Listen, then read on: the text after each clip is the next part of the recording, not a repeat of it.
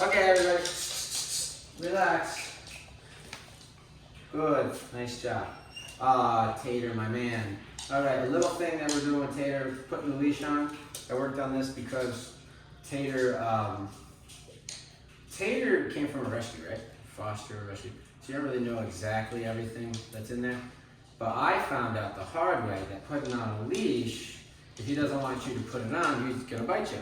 So, so we worked on that, and now I asked him to put the leash on, right? So I asked him to put his head in here. But I want not only him to let me do it, I want him to do it. Because before I'd go to, good boy. I'd go to put this on, right? And he'd go, he's politely saying I don't want to, so I come over here and he goes, come over here, and he comes, you know what I mean? And I'm doing this, and then he goes, I'm frustrated with this, bite at me. Okay. So, now Tater has to put his own leash on. He knows the rules because I explained it to him. So basically I'm gonna hold it above his head and I want him to go like this, and I'm gonna put it on, okay? Yeah, that's good. See that? That's the right one, good. See that? That's all I want. That little put it on me please. Good. That was beautiful. That was beautiful. So that's what we want. Good boy. Good boy. Yeah. Now listen, it's not Tater's. Hey guys, enough. It's not Tater's fault that he bit at me. That's because more than likely, well, first of all, if you're in a shelter, if they get one of these around you, you're coming because we're pulling you. It's not like they're recalling or anything. So he sees this as I'm going to put this on and I'm just going to start pulling you around, which isn't even what I do. So that's why he doesn't want to put it on, is because that's what it means to him. That's what it was used for in the past. It's just like get him quickly around his neck. There's not like sit, and there's not time for that. So it's just like get it around his neck and let's go. So naturally he says I don't like this thing. Tater, come. That's my guy. Good boy. Good. Nice. I love that. See that beautiful guy? Very nice. Very good. Nice. I like right there. And he knows I like it, and I make sure I let him know that I'm very proud of him for that. Very nice. And then his relationship with the leash with me is different because that's not how I use it. I'm not going to, we do off-leash training. So our heel and everything's off-leash. This is just here for safety. In law, you need to have a leash on. And so, and it also does give him guidance too. He'll learn that this is just a guide. And the only rule with the leash is if you feel it get tight,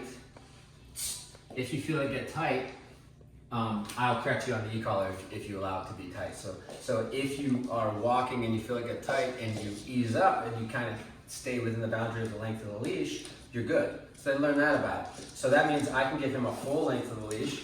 I can give him a 30-foot leash and he can go everywhere he wants, but as soon as that 30-foot leash gets tight, he needs to relax. What I mean is stop pulling and relax the tension. Or if I put him on a 1-inch leash, the same thing. He has to walk with him. Don't let this get tight. So they do learn that. But it's not like he's being dragged around. And in their eyes, even though we have control because of the e-collar and we're doing it off leash, they just don't mind it as much as the only way of getting around is being pulled around. They just don't like it. So that's where he got that idea of this leash is bad. Okay? Good. Break. Yeah, Tater. Good boy.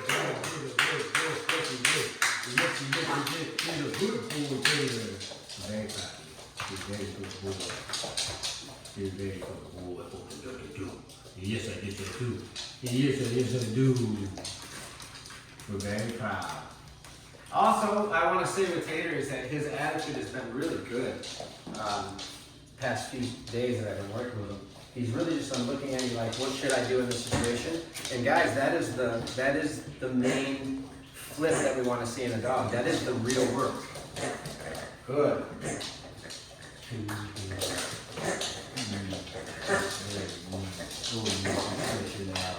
He is good.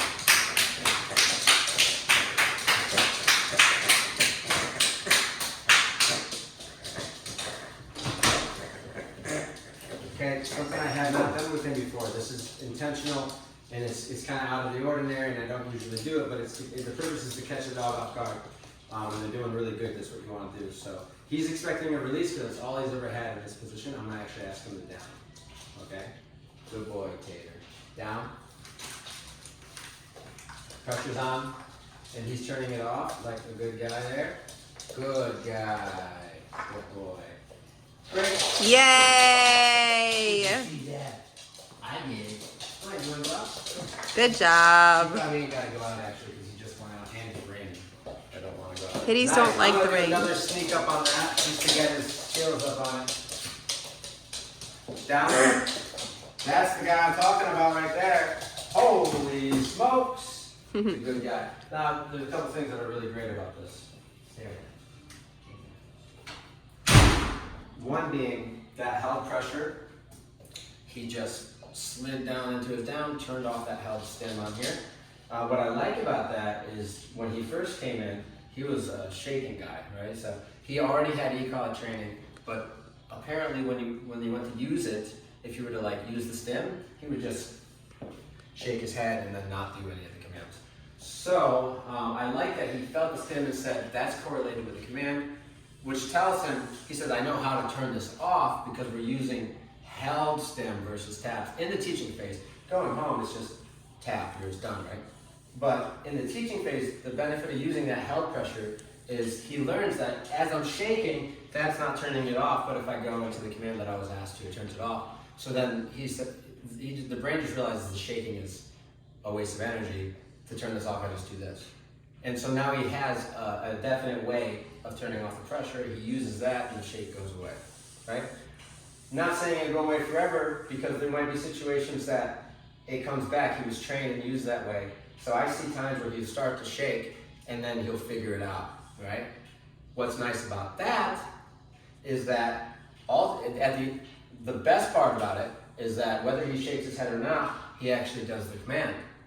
So for me, I'm like, okay, that's what it's all about. If I recall him and he doesn't come, which he's been, if I correct him and he shakes his head but then recalls to me, I don't care. I don't care because that old behavior, whatever, it'll go away completely, or if it doesn't, I don't care because he's completing his task, it's fine. Whatever. I can't help the previous training. If things go sideways, we only have so much time. So what I told him, what I'm telling him is like, as long as you do what I'm asking, you shake your head, fine. But what I'm noticing is he's not. Here and there a little shake, but he's not, he's not looking for that to be the answer. So that's why I like that down right there, because not only did he do it, but he did it without any shaking of the head, which is cool. Good boy. Break. Woo, Tater, good boy! He's just super chill right there. See, his state of mind was great. He was not complaining. He was not saying, what are we doing next? He's happy to wait for me because he knows that's what makes me happy. Good boy, Tater. It's very nice and I'm very proud. Very nice and very. Good boy. So he's very good stuff. Yes. And one more thing to test him on is the leash here. Another skill that we want him to have, that a lot of dogs come in and they don't have the skill, but they also just don't like the concept, which is, I'm going to ask you, I'm going to tell you where to go with the leash. Like, I'm just going to walk you with the leash, meaning you're going to follow the guidance of the leash. Which is something, once you have it, it makes life a lot easier.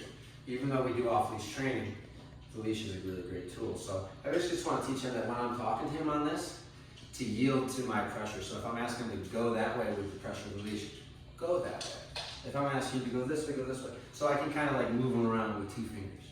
That's a nice skill. Good. I haven't really done this with him yet because we've been so off leash, but he's had a little bit of, there's been a few moments where I was hanging on to the leash and he got a little bit of that, but I haven't done it about the which I'm just gonna, see, okay, that's nice. We're just gonna talk to him with it. Good. So let's see what's the pressure. Good, that's hard, believe it or not. That's good, that's actually really, really hard. He's only getting it right because he's trying. Good, if he wasn't paying attention, wow. And then the up means to sit. Good, that's actually really hard what he just did there. To take a dog who's walking with you like this and then to move the pressure that way, but you're still going backwards, and to actually see them listen to that, that means he was trying. which is what this is all about. Good. And I'm gonna do one that I do not do after training. I just want to do it with a dog who has attitude. I just want to see if there's any attitude in there, because this gets the attitude out. I'm just gonna ask him to down by pulling this down here like this. Somebody's trained him on this, I think, before. It wasn't me. But he understands what I'm saying. But that's the cool part is he's just doing it. Look, and every time he does it, there's a back and forth between him and I where I'm like, that was right. Every time I pat him, every time I say good, I'm saying you're doing it all perfectly. Good, and you are.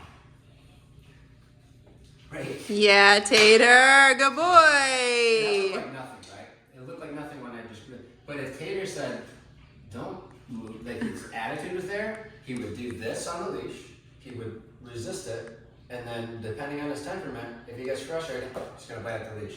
That's all, a lot of dogs do that. And he would probably would have did that on day one if I were to just grab this and start trying to do that, I would have seen it. So the fact that he made it look like we were doing nothing is because his attitude is perfect right now. It was literally perfect. Look at him. He's being a good companion. Good boy. Good boy. Because you know what? He's not working for a fat treat or something. That's what makes this important. It's like he's working for me. Like he wants to please me. See?